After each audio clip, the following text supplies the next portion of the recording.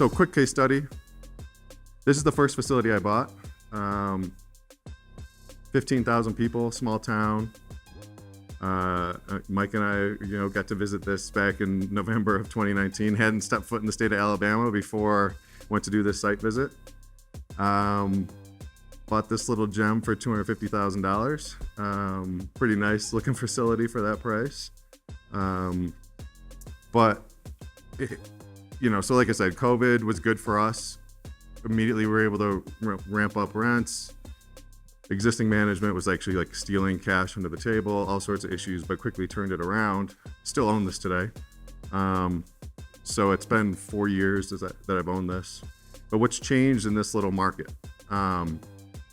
Storage Sense came in, bought the biggest portfolio in town. Well, I think they're technically third-party managing for somebody who bought the biggest portfolio in town. That was run mediocre previously. Mostly full most of the time. These guys came in, did the typical thing, like auctioned off deadbeats, raised rents. So suddenly they had more units to rent at the existing facility, right? And they're much more sophisticated online with what they're doing. Add to that, local contractor bought a roller skating rink, converted that. I talked to him, unbelievable. I think he bought the building for $100,000. It's probably 15,000 square feet maybe, and with extra land.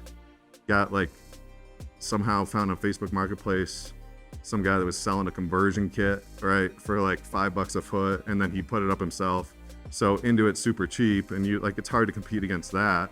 But suddenly, when I was 2020, 2021, we were up almost 100% occupancy and basically didn't have to do much to get it there. Fast forward, I guess it was probably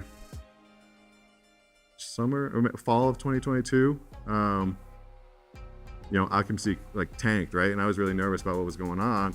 And when I saw that, it was actually right around my wedding time, the Buffalo retreat weekend. It was that was a tough time. I was starting to see my occupancy get hammered across the board.